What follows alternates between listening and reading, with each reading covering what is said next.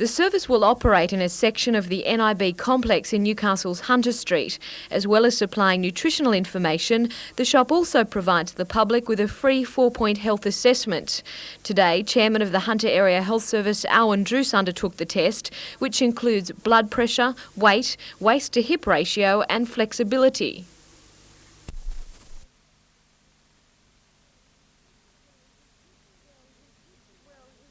Well, he did do well in everything else.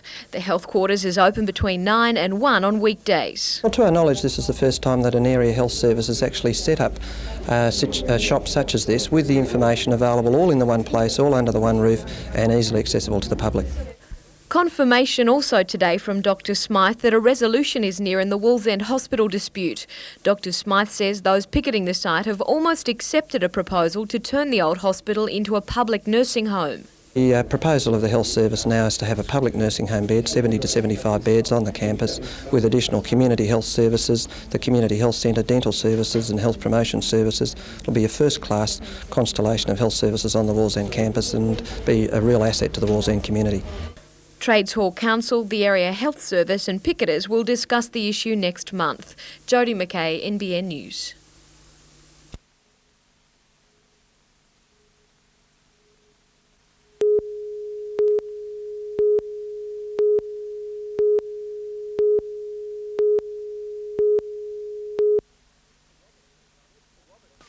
The Robertson brothers have a special affinity with Newcastle Harbour.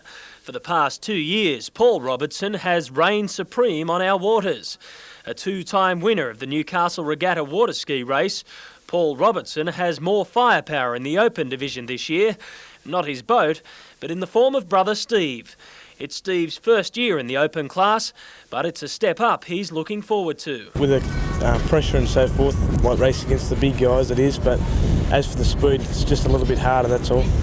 Having a champion brother to ski alongside also helps. For Paul, the pressure is on to make it 3 in a row.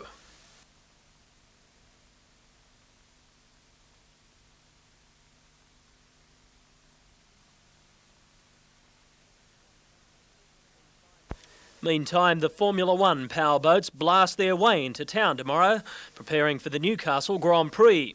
The pressure will be on Sydney's Bob Halliday to continue his unbeaten run in the series. Halliday won the opening rounds in Brisbane and Adelaide, and the 30-lap event gives him the chance to win 3 on the trot for the first time. Matthew White, NBN News.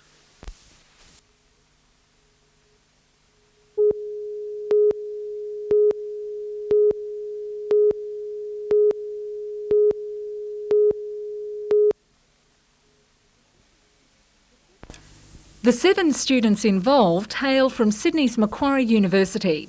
They've given up their holiday break to push a worthy cause for community aid abroad. We're sponsoring 2 specific projects for $13,000. There's rebuilding schools in Somaliland and support for environmental management in South Africa. Over the next 2 weeks, the team of 3 riders and support crew of 4 will cover 1,200 kilometres via the coastal route to Brisbane, hoping for public support along the way. If they could send any donations to Community Aid Abroad, that would be fantastic. If they see us along the way, you know, we'll have our sponsor books out. Do you think you'll be good friends at the end of 2 weeks? I doubt it personally, but who knows? If we're good friends after 2 weeks, we'll be good friends for life.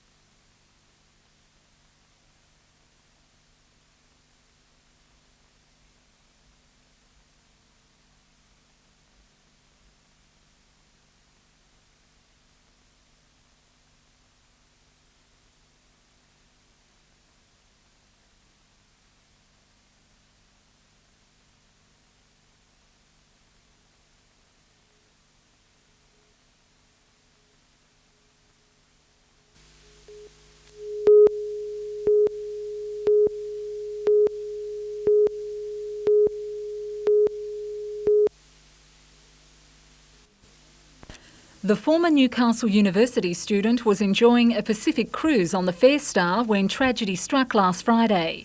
Scuba diving with friends off an island near Noumea, the 20-year-old suffered the most serious form of bends and air embolism in the bloodstream. An emergency flight to Townsville in a special recompression chamber helped save her life. Doctors say her condition remains serious. At their Mayfield home today, the Stogers were preparing to join their youngest daughter. They say they're surprised at the attack. Sonia was diving at a depth of only 9 metres. She was an experienced diver. She did her diving certificate last October. I'm going to fly up tomorrow morning to join her there.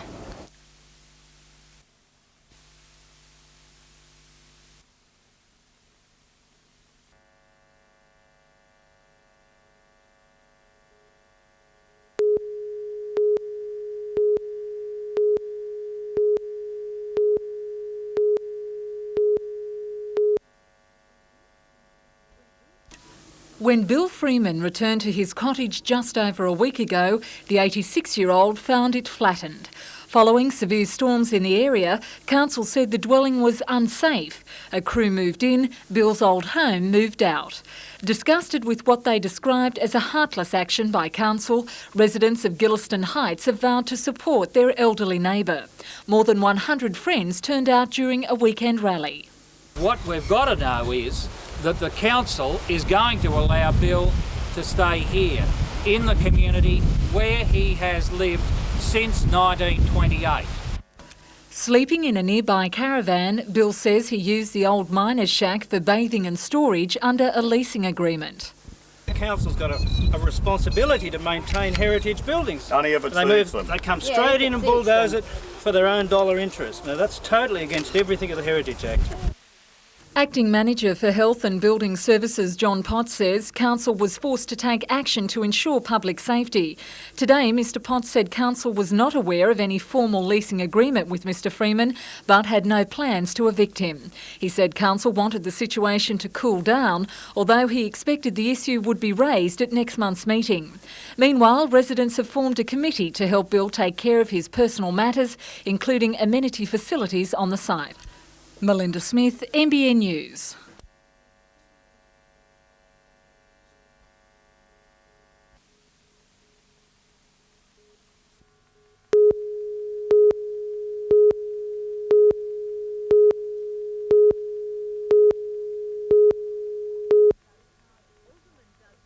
Alderman Doug Carley was not at work today. Instead, the Mayor was at home. He's having time off because of what he describes as work-related stress.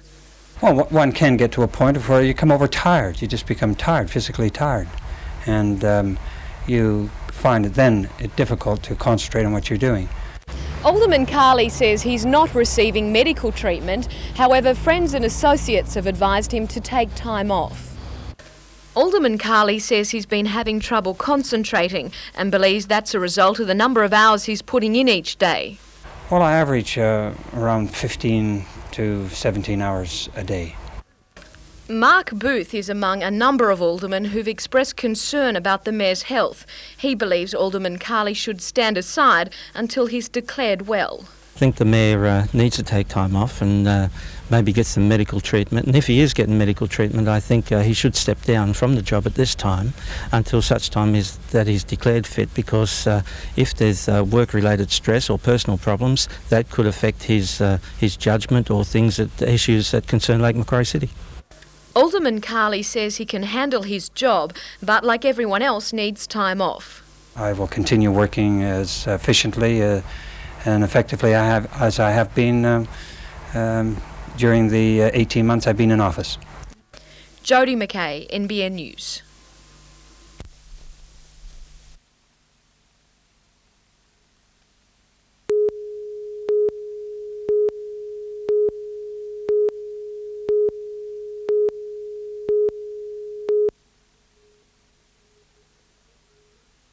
The Hoover Services building in Ailsa Street, Broadmeadow burst into flames soon after workers had left for the day. Onlookers watched roof sections and windows explode into the street. It just happened real quick, bang, then bits and pieces started flying everywhere. And within, I'd say, 2 minutes, that whole place was engulfed and the front windows just burst out. Neighbouring business people were able to warn firefighters when they arrived that there were potentially dangerous gases used in refrigeration products inside the building. Firefighters with breathing apparatus searched the badly damaged building. The blaze was quickly brought under control. Fire investigators will be on the scene until later this evening. Andrew Lobb reporting, NBN News.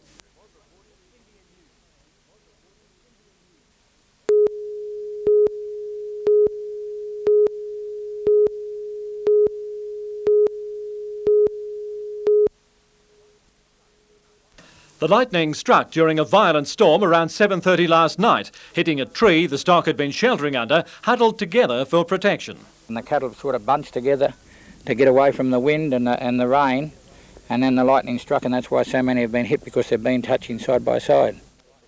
They were well-bred Murray Greys, the calves only 7 months old. Kevin Wilson was shocked when he went to investigate the bellowing following the blinding flash and deafening thunder. Really, absolutely stunned, really. We've never seen anything like it before. You see one cow might be hit occasionally, you'll get something, a horse might be struck, but never a mob of cattle like that in a heap. Kevin says he had to act quickly to dispose of the carcasses. They decay very quickly after they've been hit with lightning. It degenerates the blood cells, and they just go rotten in a matter of 48 hours, so we had to dispose of them virtually straight away. Kevin estimates the incident has set him back $15,000. The dead cows will have to be replaced with other breeding stock. The dead calves a total loss.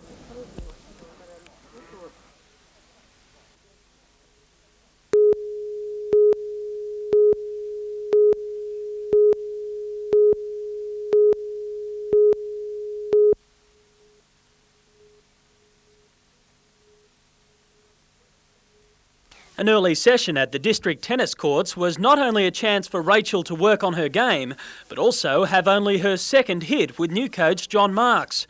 Sydney-based Marks took over the coaching role shortly after the Australian Open in Melbourne, where a chance meeting brought the pair together.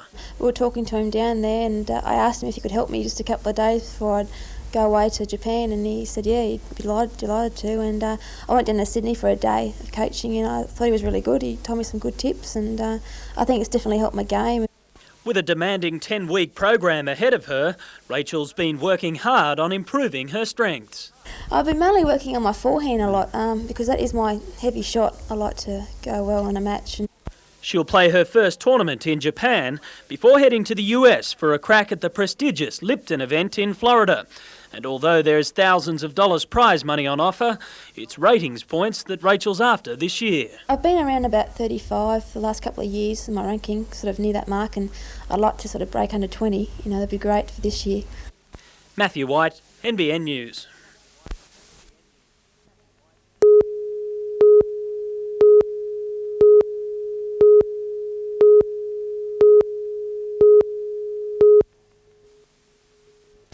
These 20 crewmen and pilots of the region's rescue helicopter are training for something they hope will never happen, a crash landing. Every 6 months, the crews come together to train for the unexpected and brush up the skills they use daily in saving lives. According to Chief Pilot Dave Friedman, the training is vital for the service to operate properly. It's very essential because we can get called out at any moment, day or night, for any scenario you could choose to imagine, and our crewmen and pilots must be able to operate with precision and very professionally. Scott Bevan, NBN News.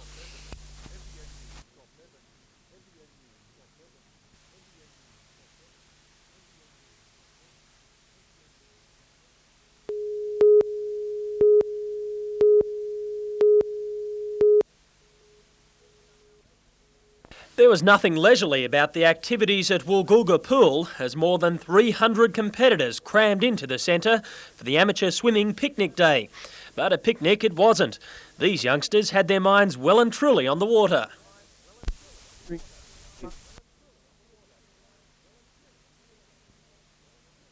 The invitational event drew swimmers from 12 North Coast clubs, with teams from Ballina to Port Macquarie taking part. Events were held in the 6 to 17-year-old age group, but the emphasis was not on winning, rather participation. And if the action in the main pool was too much, there was always a place to escape. Highlights of the day included a dominating performance in the 13-year-old boys events from Austinville's Ian Batten, while in the girls, Coffs Harbour's Lee Gabor put in some fine performances.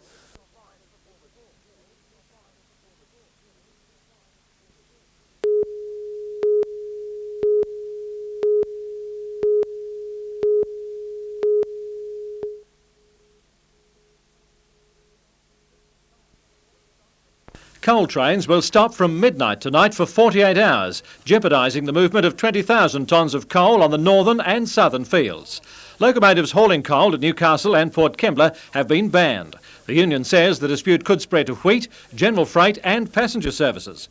If the strike goes ahead later tonight, the loading of 70,000 tonnes of coal for Taiwan will be delayed on a bulk carrier going to the Kooragang berth tomorrow. Loading at Port Waratah will not be affected. Offshore, there are 6 coal ships waiting for loads. The dispute could lengthen the queue. The rail union says employees have been entitled to free interstate travel for the past 80 years. Transport Minister Baird claims it's unfair that taxpayers should pay for free travel by state rail employees and their families.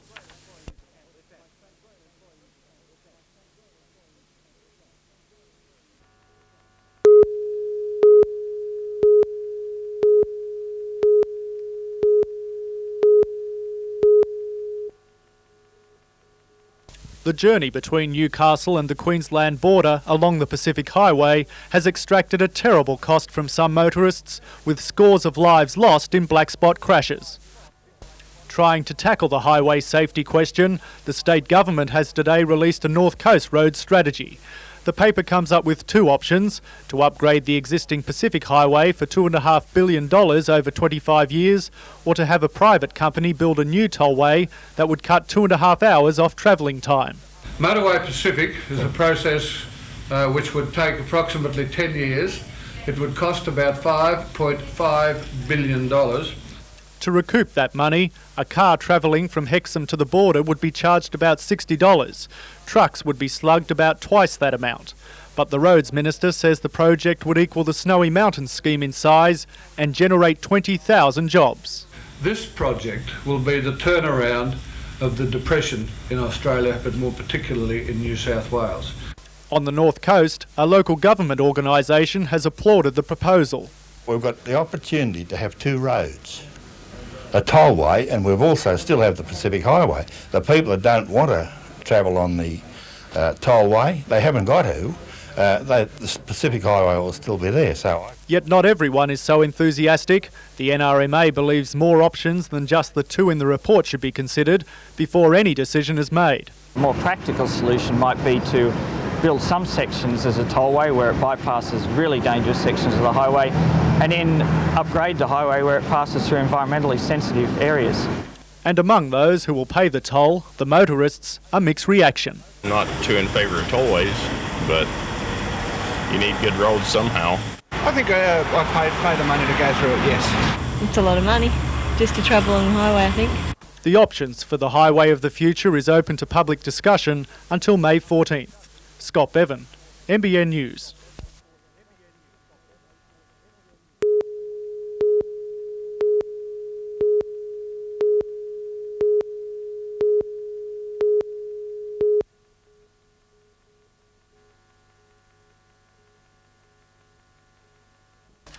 For 5-year-old David Frost, today is a first for many reasons. It's his first day of kindergarten and day 1 of classes at his new school. Once located at Waratah, students from the Catholic Centre for Hearing Impaired Children now have a new home at St Dominic's at Mayfield. The program offers speech and language classes to students who are moderately to severely impaired. Principal Lee Loudon says the $1 million facility is a valuable asset, providing special education.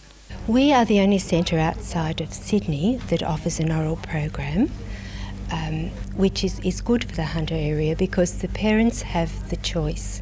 They're able to choose which method of communication they would like for their hearing impaired child. Melinda Smith, NBN News.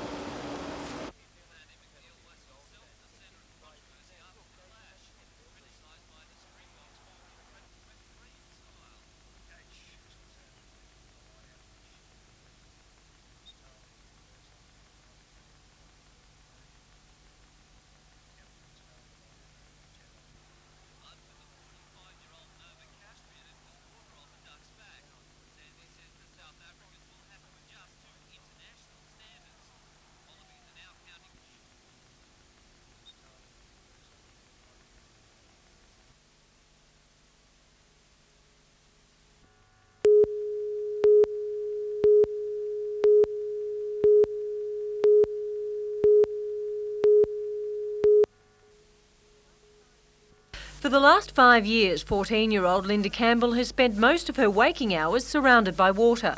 When Linda first took to the pool, there was no suggestion that she had outstanding talent. That is, until she started bringing home medals from school and regional carnivals. Her parents then decided to give her every opportunity to develop her talents, 4 years ago placing her under the guidance of coach Eric Arnold. She's only young and she's got the dedication. That's the number one thing that she's got to have. She's also got the talent. Linda now trains 9 times a week, each session 2 hours apiece, the morning slot starting around 6 o'clock. For the Year 10 Wallsend High student, the sport means lots of sacrifices. All your friends are going out to the beach and that, but you've got to come training. But it's what you want to do, so you do it. Linda is building up for the Open State Championships in Sydney next week, but the main short-term goal is to impress the selectors at the Australian Age Championships in April and gain a spot in the junior national team. She says to compete at the Olympics is her ultimate aim, and according to Coach Arnold, she may just get there. Personally, I believe, and she may not agree with this, I believe she's going to be one of the top 200 freestylers.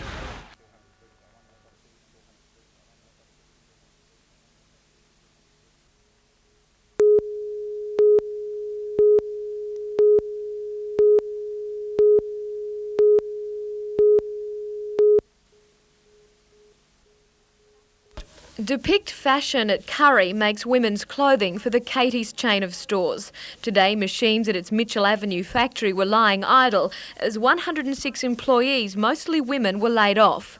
A group of affected workers gathered at the Chelmsford Hotel. They now join an ever-growing queue for jobs. Well, everybody's just in shock and can't believe that just bang bang sees all later out the door. It's uncertain why the company put off so many employees. The area manager could not be contacted this afternoon, and a spokesperson from the Sydney office refused to speak to us about the cuts. In April last year, Depict laid off another 74 workers. For these women, today's news was a total shock. With unemployment in the Cessnock Curry area one of the highest in the state, these women face a bleak search for work.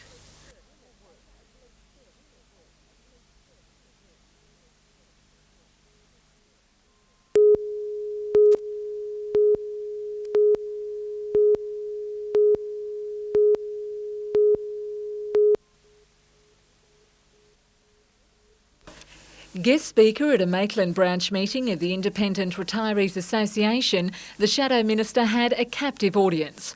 Latest figures show the number of self-funded retirees is rapidly increasing, so too are their concerns. They say they're greatly disadvantaged by current tax laws. The future of health and aged care also hot issues of concern.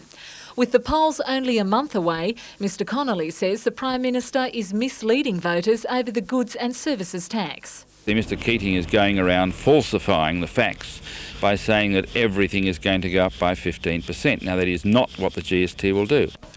Mr Connolly agreed that annual overall costs would rise by about 2%, but says the GST has more advantages for the elderly than pitfalls. All pensions, retirees are going to get, as I said, a $25 at least increase every fortnight for a pensioner. Everybody will pay about 25% less direct income tax, and there's various other benefits built into the system. I can assure you that the people in Maitland and the people in Newcastle, they will not be worse off by changing the tax system, which will create jobs, and that's what we all want.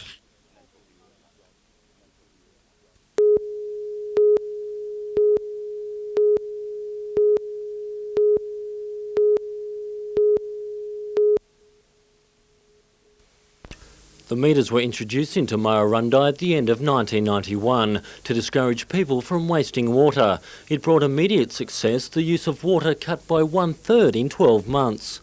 It's reduced by about 34%. Over the last couple of years we've installed water meters into the system, and that's had a significant reduction in the water consumption. It's very pleasing. The taps of Murrurundi are being turned off as people try to stem the flow of dollars being spent on excess water charges. An increase in rainfall has complemented the personal reductions to leave the town with ample water, its main dam near capacity. In contrast, Willow Tree has no meters and its water use rose by 1/5. Willow Tree is quite a bit higher. We had a 19% increase in consumption in Willow Tree, and obviously there are no meters there. This discrepancy could result in Willow Tree being fitted with meters, the residents to face the same economic deterrent of excess water charges. Richard O'Leary, NBN News.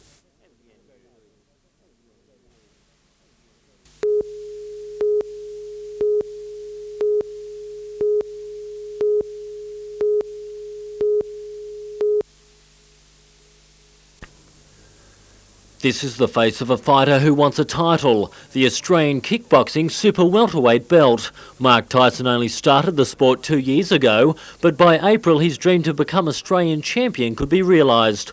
But first he has to overcome New Zealand's best kickboxer, Denver Matthews, this Saturday. Like all fights, no fight is easy, and I think if you put the preparation in beforehand and you do the hard work before you fight, obviously the fights on the night will be a lot easier. Tyson has been on a 2-month collision course with the New Zealand champ, time enough to perfect his most lethal weapon. If Tyson's kick wins him Saturday's bout and he goes on to claim the coveted title, he won't have to look far for a challenger. 19-year-old training partner John Hawford fights for the New South Wales super welterweight belt the same night. He's a very talented young man. He's only 19. He's got a good weight for his height. He's 6 foot plus, and he only weighs 69 kilos. So for a super welterweight to be that height, he's very, very lucky to have the reach advantage over a lot of the opponents who does fight, who aren't as tall as he is.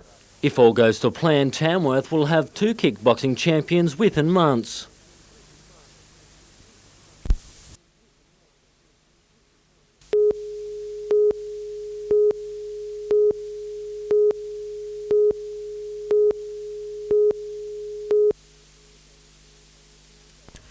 A neighbour who noticed smoke coming from the Dinton Vale property raised the alarm just before 8 o'clock this morning. Grazier Donald Cochran was tending to his sheep, unaware of the flames that quickly engulfed his 4-bedroom farmhouse. 4 volunteer bush brigades worked for nearly 2 hours to contain the blaze, but held little hope of salvaging the weatherboard homestead. Nothing at all to be saved. You've only got about, 20 minutes really. You don't have much chance of saving any of these farmhouses. When you get your call, 20 minutes, half hour, and you've almost got total ruins. The 49-year-old farmer lost all his personal belongings. Damage is estimated to be more than $100,000. Despite the destruction, firefighters say their efforts weren't in vain. We did save a shed, a nearby shed that was scorched pretty well. I think without the assistance of the brigade, that shed may have went too. Investigations into the cause of the blaze are continuing.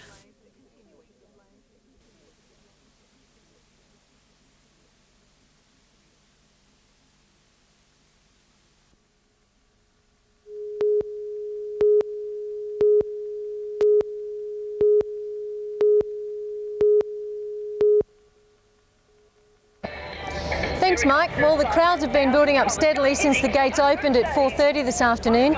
So far, there's an estimated 8,000 people here, but many more to come, I'm sure. And they're all hungry to see the boys in action, especially with this being the first time they'll have seen the Knights at home since the Knights clashed with Canberra late last year.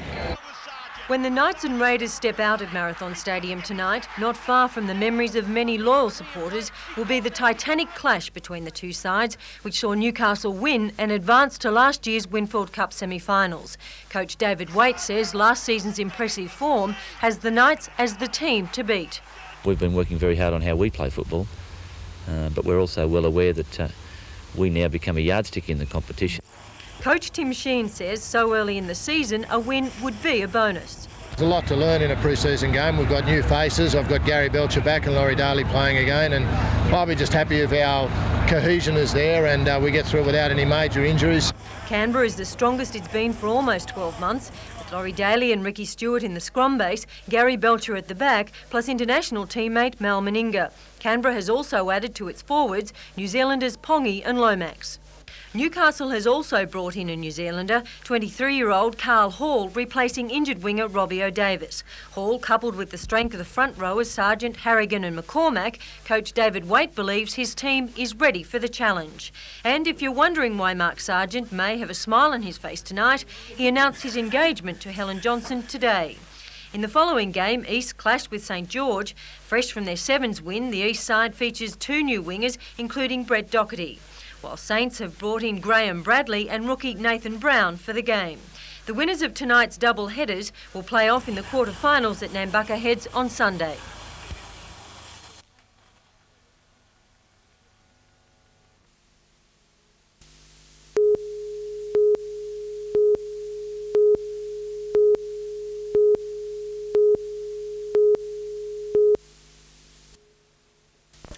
The people of Murrurundi backed the Murrayvale aged hostel in an effort to keep the town's elderly close by. Elderly people have had to leave the community and go elsewhere where this sort of facility is offered so that they can stay in the town that they've lived in and probably supported for many years, near friends, near family. It's great. Residents will be cared for in a state-of-the-art nursing facility with help available 24 hours a day. We have 4 units for people who are not in a position to make a capital contribution and 11 units for people who will be making a capital contribution towards the cost of the project. Plans to begin work on the site were given a push last night after Murrurundi Council approved a sewerage extension. There's no sewer mains provided to the site at the present time. Council identified at development application stage that extension would be required. Murrayvale's funding most of it, but there is some private contribution that the Council will be looking at as well. But the federal and state governments have provided the money needed to get the work underway. The government has put approximately the federal government has put approximately $527,000 and the state government has actually promised us up to $98,000 as top-up funding. It's expected the hostel will welcome its first residents by July.